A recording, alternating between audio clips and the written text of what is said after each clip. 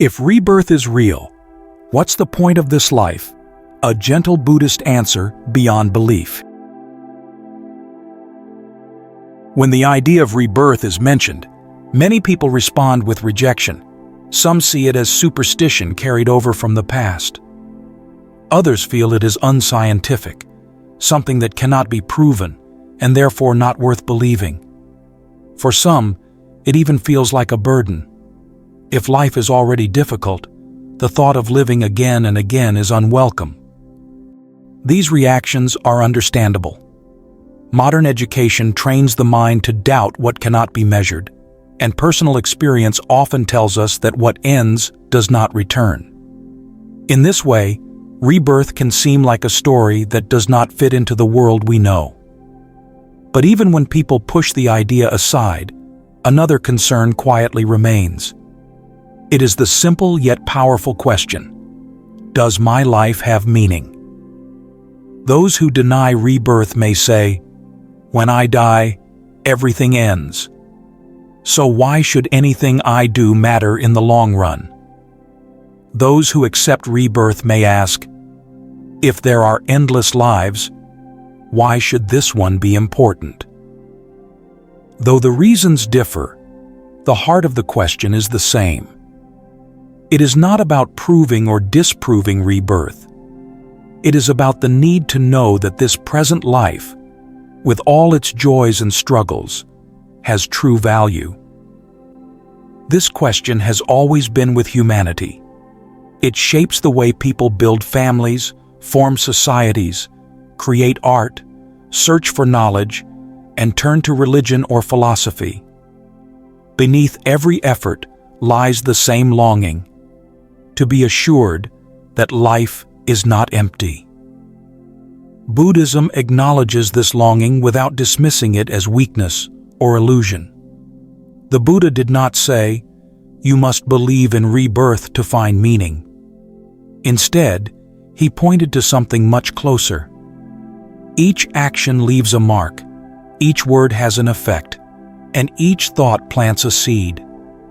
Life continues through these imprints, whether or not we frame them in terms of rebirth. When seen this way, rebirth does not need to be a test of belief. It becomes a mirror that reflects the truth already visible. Nothing we do disappears without consequence. Even if one refuses the language of rebirth, the principle of continuity remains. Our choices ripple forward, shaping tomorrow in ways we may never fully see. And that is where meaning arises. Not in distant theories, but in the reality that this life is shaping the story of what comes next, right now. Rebirth as a flowing river. When speaking about rebirth in Buddhism, it is important to clear away a common misunderstanding. Rebirth does not mean that a fixed, unchanging soul leaves one body and enters another. Buddhism does not teach the existence of such a permanent self. What continues is not a solid entity, but the flow of causes and conditions, patterns of thought, intention, and action that create new experiences. In this way, rebirth is not the journey of a soul traveling again and again, but the continuation of a process, much like a flame lighting another flame, or a seed giving rise to a tree. Because of this, rebirth should not be imagined as a rigid cycle where the same self is trapped, going round and round without escape. That picture can feel heavy and hopeless, as if life were nothing more than endless repetition. The Buddhist view is more subtle. It is closer to the image of a river, always moving, always changing, never the same in any 2 moments, yet still carrying forward the momentum of what has already passed.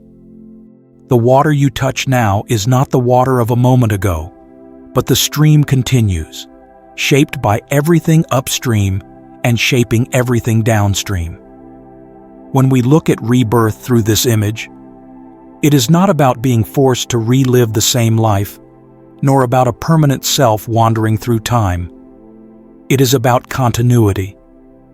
Rain becomes streams, streams become rivers, rivers meet the sea, and the sea returns as clouds to fall again as rain.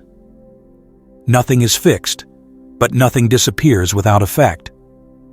Every thought, every choice, and every action becomes part of a current that carries forward into what comes next. Understanding this helps us see why this present life is not small. This stretch of the river, right here, will never exist again. The people you meet, the lessons you face, the particular joys and challenges you encounter, these belong only to this moment in the flow. Even if countless other lives exist before or after, this life is not replaceable. To live it with care is to guide the river's direction, to influence where the current will move, and to shape the conditions of what follows. This perspective eases the doubt that arises when people hear about rebirth. Instead of feeling trapped in endless cycles, we recognize that life is a bridge between past and future. It carries traces of what has been, and it sets the tone for what will come.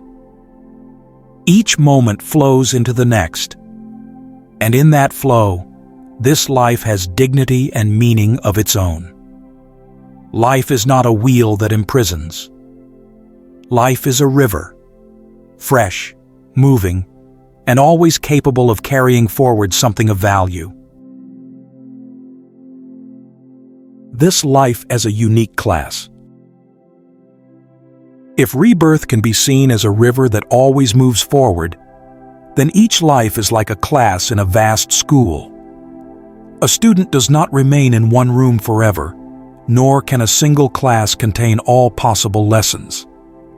Each class carries its own subject, its own teacher, its own challenges, and it prepares the student for what comes next. This life is one such class, and it cannot be repeated. Even if there are countless lives behind us and countless more ahead, this particular class with its specific lessons exists only once. Think about the people you meet, the circumstances you are placed in, and the particular struggles and joys you encounter. They form the curriculum of this class. No other life will bring together exactly these parents, these friends, these hardships, and these opportunities. You may learn patience here because of one person's harshness. You may learn compassion because of another's suffering. You may learn balance because of a situation that forces you to slow down. In this way, life itself is the teacher, offering lessons that could not be given in any other form. What makes this view healing is that it shifts our attention from asking whether life is long or short, repeated or not, to realizing that this life is a lesson plan that will never be offered again. To ignore it or to live it carelessly is like skipping a class that teaches something vital. Even if more classes lie ahead, the knowledge of this one cannot simply be replaced. The chance to live with these conditions is precious precisely because it is unrepeatable. In Buddhist thought, this is why the present life is always emphasized. Whether we speak of karma shaping future births or of mindfulness shaping this very moment, the truth is the same. This life is an irreplaceable opening. Its lessons are not given twice. Once we pass through, the classroom dissolves, and a new one will arise with different lessons. To see life this way is to respect it, not with fear of loss, but with awareness of its rare and singular value. The hidden purpose of rebirth. If each life is a unique class, then the question that naturally follows is why there are so many classes at all. What is the deeper function of this continuous flow? In Buddhism, rebirth is not described as a punishment nor as a reward. It is not designed by someone to test us. It arises simply because causes and conditions create new existence, just as fire continues when fuel is added. But within this natural process, there is something that works like a hidden purpose, something that gradually shapes our understanding. Rebirth makes sure that nothing is lost, that every act of kindness and every act of harm carries forward, and that the lessons we avoid in one moment will return again until they are truly understood. Think of how life itself teaches. If you avoid facing anger, life will give you another chance to see it. If you ignore compassion, life will bring suffering into your view again and again until you respond with an open heart. The cycle of rebirth is not a trap, but a mirror that never grows tired. It reflects back to us the results of our actions, not to condemn, but to give us the chance to see clearly. What may look like repetition is in fact continuity with a purpose, to reveal the patterns of clinging, desire, and fear that keep us restless. This is why Buddhist teachings say that all forms of existence, whether high or low, contain some form of unsatisfactoriness. Even when life seems full of pleasure, time moves and change takes it away. Through rebirth, this truth appears in many forms and many stages, until the heart grows weary of chasing what cannot be held. This weariness is not despair. It is the beginning of wisdom. It is the moment when the mind begins to release the endless grasping and to look for a freedom that does not depend on conditions. In this sense, the hidden purpose of rebirth is not to keep us turning forever, but to guide us towards seeing that we do not have to turn. The endless cycles expose the limits of desire, the fragility of possession, and the futility of clinging. They bring us to the threshold where letting go becomes natural. And once that happens, freedom is no longer an idea, but a living reality. Rebirth continues only as long as there is fuel for it. When the fuel of ignorance and craving is exhausted, the fire goes out, and what remains is peace. Seen this way, rebirth is not meaningless repetition, but a path that quietly points to its own end, offering us the chance to step out of the cycle and rest in what the Buddha called liberation. Living with meaning in the present.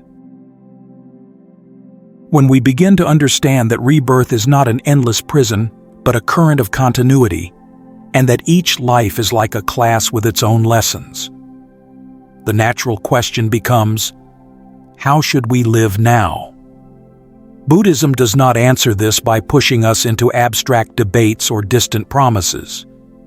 It brings our attention back to the immediacy of the present moment, because this is where life actually unfolds. Whether rebirth is seen as a reality or dismissed as a story, this life is still the ground on which everything happens.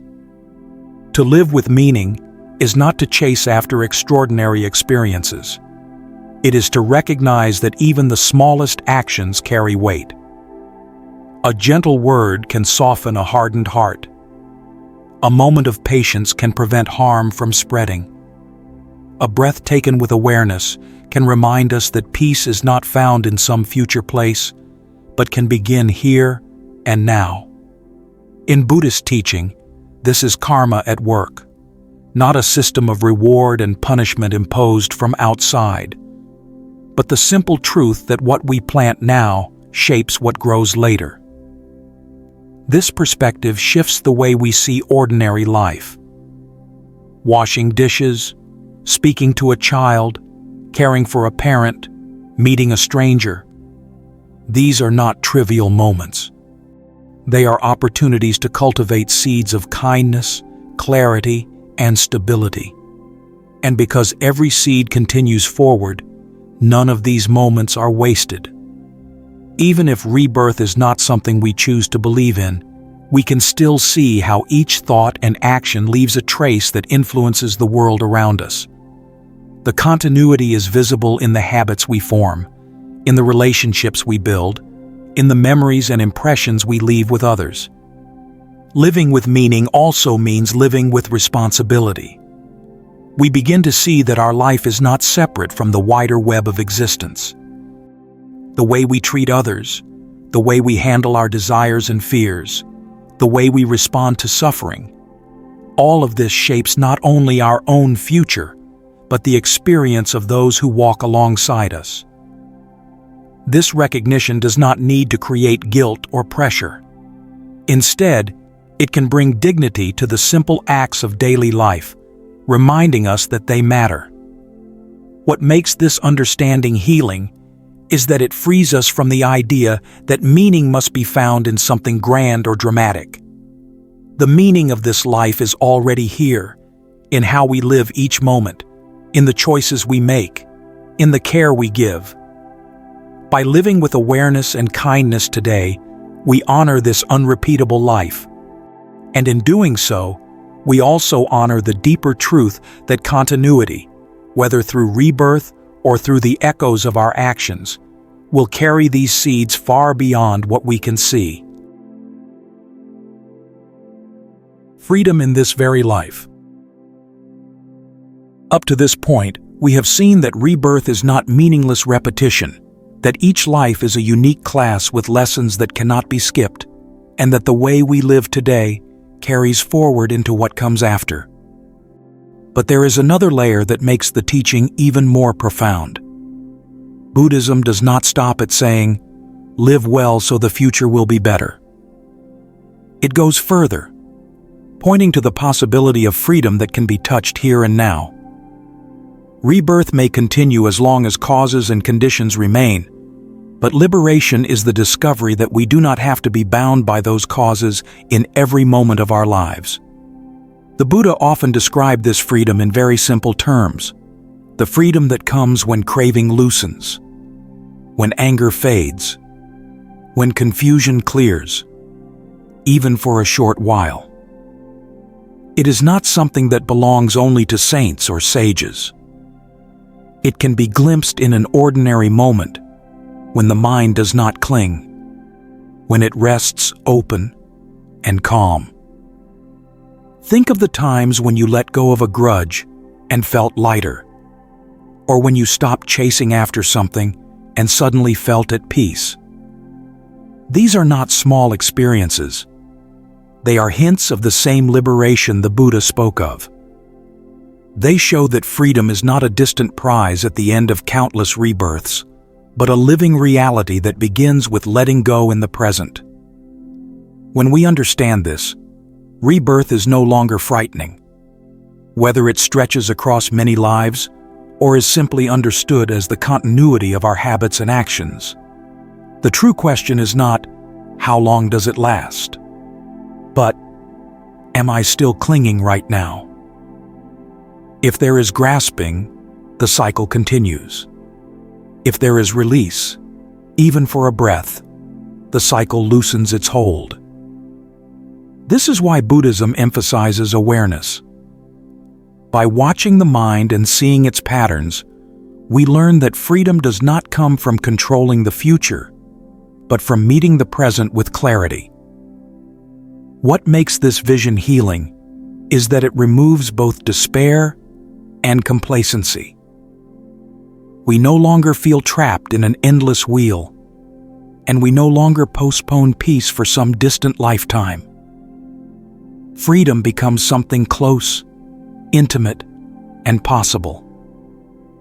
It is here in the way we breathe, in the way we respond to pain, in the way we choose not to add more fuel to the fire of craving. When the fire has no fuel, it goes out. And when the heart stops grasping, even for a moment, it tastes the quiet joy of release. This is why the teaching of rebirth is inseparable from the teaching of liberation. Rebirth explains continuity, but liberation shows the way beyond it.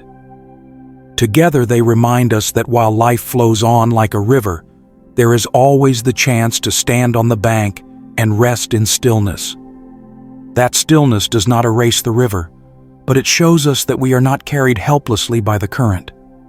We can step back, we can let go, and in that letting go, the deepest kind of freedom becomes real, even in this very life.